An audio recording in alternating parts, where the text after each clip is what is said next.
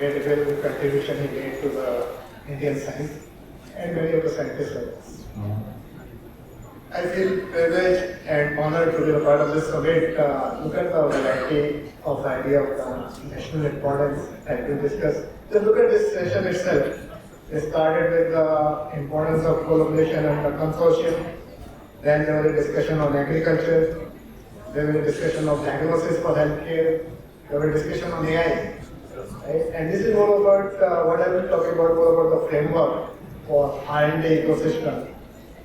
In the first half of the day, a lot of has been discussed about the radical innovation, importance of radical innovation. So I will just try to look at a little bit differently at what needs to be done by all of us. And would like to share the survey. Being a consumer company, we continue to look at that. What's the consumption history of the Indian consumer and what's the future? And this is a survey done by the Indian economy, consumer economy, and they do it very regularly. If you look at these charts, it's interesting, right? The chart of last 20-25 years, India, this chart has been divided into the 4 buckets: low income, middle income, and the high income. And high income is like $40,000 and above, and low income is $2,000.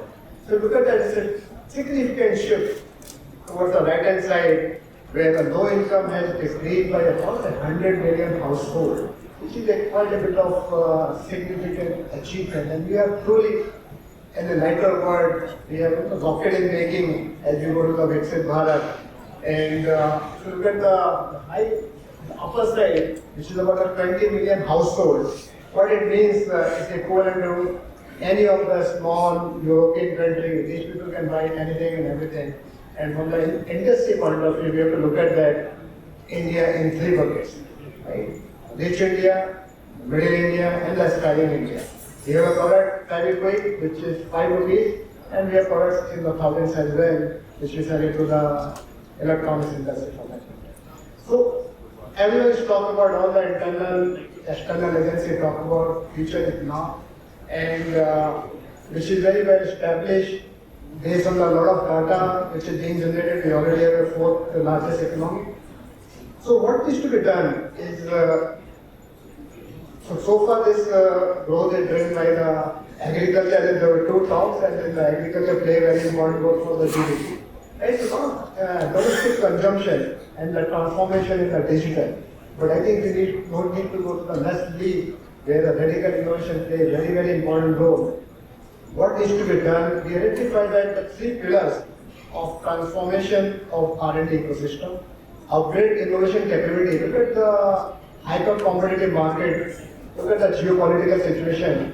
We are not sure about whether we get a raw material, whether we get a technology which we have been depending on. Just to give you some flavor in electronics, the $40 billion import is happening for the material, the different devices to make it. And that's not just 40 billion. This number will multiply by 4, is about $150 billion by 2030. And if there's so much dependence on the external world, that's not a good news. And that's why it's important for us to really look at that, how we can really think ethical, how we really think disruptive in this. Operational effectiveness, the ease of doing things, I think is very, very important. We'll touch base a little bit more. How can we simplify things? How can we leverage the digital much more than what we have doing. Last but not the least, which is the important the culture piece, I think we should not talk about very often, but culture play a very important role. And we'll talk about some of the elements related to it. This slide, I think every speaker in the morning talked about that, the funding, where we are in terms of number of publications, we are number 3rd. In terms of patent filing, we are number 6. Our citation index, data citation index is 9. However, in terms of innovation ranking, we are not that good. In terms of collaborative industry academia collaboration, we are not good. I think Professor Sulber talked about we are somewhere in 18. In innovation rating, we are somewhere close to 39. Now it's decreasing significantly. We are coming closer, but then still we have fought based on our aspiration. But is the funding the only issue? Yes, it's an issue. Because if you compare from the really developed country, we are about 3 times less which we invest in the different industry. But funding, I don't think funding is the only issue. If funding is the issue, then ISRO or the DRDO, they will not be successful.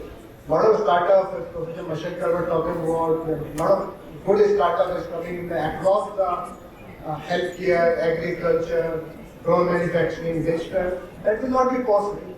It requires some level of conviction, it requires some level of junoon and a purpose. Then it will happen automatically. So I think a little bit more, take it down the design thinking process will help to really speed up the innovation, really help us to identify the problem correctly. So, I was talking to a lot of students and also some of the faculty members. Not sure that how many of you really know the philosophy of design thinking, how it works, what's the methodology. This has been taught in the management classes, but why not as an elective for the science and technology courses as well? PhD students can take an elective because that is important to really understand how can you convert that idea into the real technology solution.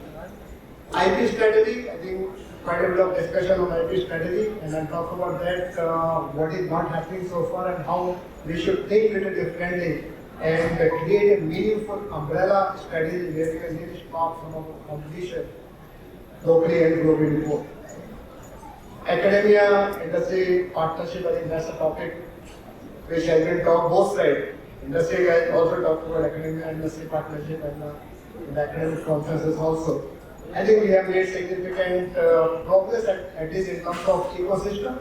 But again, we'll talk about a little bit more detail about what my thoughts are.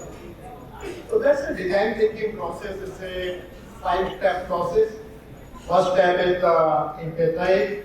I think in terms of just definition, it's very easy. It's not rocket science, right? What is said that empathize is really when you're going to the customers, you are meeting the person who's having a problem, really break it down, what's the unmet needs, and then convert it to the problem statement once you define it. Once you define it, then you say that, okay, how this has to be solved, do brainstorming session, come up with a converse little bit, and come up with the idea and the experiments which needs to be performed. Once you perform the experiments and you look at that, how we can quickly look at the feasibility, because fundamentally, very class is a basic question whenever we are working on the conceptual idea and want to commercialize it. Does anyone care? Can we make it? Or can we make money out of it? For that, can we make it? It's important to think, I think, a couple of the speakers in the morning talk about, you have to just not think in the series, you have to think parallelly. And this whole prototyping helps us to think if the idea is there, how quickly you convert it into a prototype, take feedback from the user, come back, very fast to succeed, and that's the whole mantra before you really finalize your prototype and test with the end user. So I think this whole design thinking process really helps. It's not well understood by the scientists. We tend to talk about in some of the management classes and new NEP policy, I think that gives an opportunity and independence, like we can have a minor degree or can take it as an elective. Design thinking, I think I just try to describe this with some very basic experiments and a couple of case studies. One is the Pidilite case study, and then the other is the case study also for the Bharat. So this, I think, if you look at the picture, which we have done it inclusive research for the Jardosi carriers. Right? If you look at the picture, the way they do it, very, very tough postures. They make a lot of, if you look at the sari, a lot of appliques they use, and for every applique, they used to put a drop of the glue. Right? You look at the dress materials of the sari, how many thousands of the appliques are there. And hence, we thought that this is if you look at the way they have been working, very tiring and the overall productivity, because the preciseness of the drop has to be there. We related with this, and then what it means, we define that yes, that's If that's a problem that's impacting their productivity, that's impacting their earning, what should be done? So problem statement is clear that we need to improve their productivity, improve their earning. Then we just define, did brainstorming, come up with the model where we say that if the offset cap, we put in the cap little bit on the side, and we increase the nozzle, right? The size of the nozzle, which we have obviously did the prototype, work with the carriers, to and fro, and finalize, okay, this 30 mm is good enough. And we suddenly saw the increase in the sale of this particular group, and also 30% more productivity for them and more earning for them. Surprisingly, a lot of women carriers as well, we have not seen any impact. Right? The males were very happy, females were not. Then we said that, okay, why that is the case? And we thought that they probably will relate more with the cone type, because all the females are very, very used to the mehndi cones. And they put a very fine mehndi on the hands. Right? So we thought, okay, why don't we come up with the mehndi cone concept? And then we come up with this a packaging innovation where we converted for the females that do it to the in the cone type of product delivery. And look at the final results, right? We sell it about 100 million, and out of 100 million, about 70% is for the codes.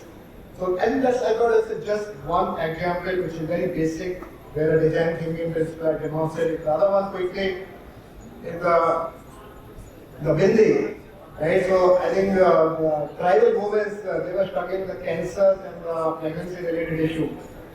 What was the cause? Cause was iodine deficiency. Government NGO, they give the pills, but they are not used to take the pills. Then we all know that women wear the bindi, and the iodine infused bindi can take care of about 40 or 50% of the daily dose of the iodine. Again, very smartly done. Once we really understand what problem is to be solved. Industry academia collaboration is not has been talked, but it's more about what I will not repeat what has been discussed in the morning. The Bandhan platform professors will talk about the triple helix, where the academia, industry, bodies like CII, IIT, right, the government are coming closer to each other and coming up with the ecosystem where really it's helping you, education policy which is helping in terms of internship, professor of practice, right? It's really bridging the gap in terms of skill set. At the same time, solving industry problem, you can see that Professor Pandit is there. I shared the stage with him on the same topic, where we talk about how can we continue to bridge the gap between the industry, academic collaboration, and I think one of the issues which we realize that is the onus on both the part. Industry needs to define problem correctly. At the same time, academia, and we have to break up the problem into the milestone and work with the institute where those competency and the center of excellence are there. IP, I think one mistake which we typically do, we file a lot of IP, but then we do not think too much from the competition angle. Once you are filing IP, we have to have a whole IP landscape clearly called out. And we should file defensive IP up front so that once you file it, nobody else can really infringe your patent. And that's something we need to put a little bit more focus. And professor of practice, more industry engagement probably can help guiding the academia in this direction. Overall effectiveness, the digital framework, nowadays I think Pidilite, 30% of our sales come with the GDN, all digital. Our procurement, our R&D experiments, we leverage digital quite a bit. And that helps us simplify many things, that helps us productivity enhancement in several ways, and scientists can really spend more time in the basic science and in the research or developing of data. And last but not the least, the whole culture piece. And culture is, I think, is very, very important. If you don't have the right culture, where we can really nurture the disruptive innovation, nothing is going to happen, right?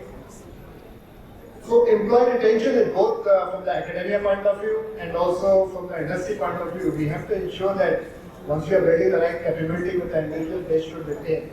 Even if you are going for the people, whether they are going for postdoc and coming back and joining here, and in the industry, right? I think it's all welcome, but at the same time, plenty of thoughts has to be there. I think I have been in discussion with a lot of cricketers, and I think one of the things which I have learned from the Gary Krishnan, the way Mahendra Singh Dhoni selected team, is always in talent, eligibility versus suitability. And we have to ensure that we should be hiring people for their suitability, how that will fit the team and how the team will perform. Whether we need a batsman or need a bowler, we need a basic science person or need a person who can translate the technology. And depending on that, we should take it forward. The other thing is the diversity and generational collaboration. In the law, we say that people sitting from the baby boomer generation to the Gen Z, how you work with them very effectively. I think that's very important. Agile partnership play a very important role. If they really want to be there to be in each other's shoe and see that academia and industry point of view, and the more such conversation happen, the more the discussion happen, that gap is going to decrease significantly. Last but not the least, I think the most important thing is having conviction. Embrace this, right? When Dhoni plays a helicopter shot, or when Surya Kumar swings the fast bowler, there is a lot of conviction, a lot of this, but eventually then they have mastered so well, right? It goes beyond the boundary, and that's the way we need to do it a little bit more when we talk about radical innovation, right? So, and that's a quote from the Peter Drucker, where culture eats strategy for breakfast. At the end of the institute, I think it's our responsibility to have a culture which is really very conducive for nurturing and cultivating radical innovation. Lot has been talked about today, yesterday, about the ecosystem, especially the R&D side. So we call it like KKH, Karna Kya is clear. Another KKH, Karna Kaise is something we continue to brainstorm, maybe more in the smaller group. And I'm sure that we are in the right direction. A lot of good examples are now in the last 5 to 6 years, and I'm sure in the coming decade, there is many more. Thank you so much.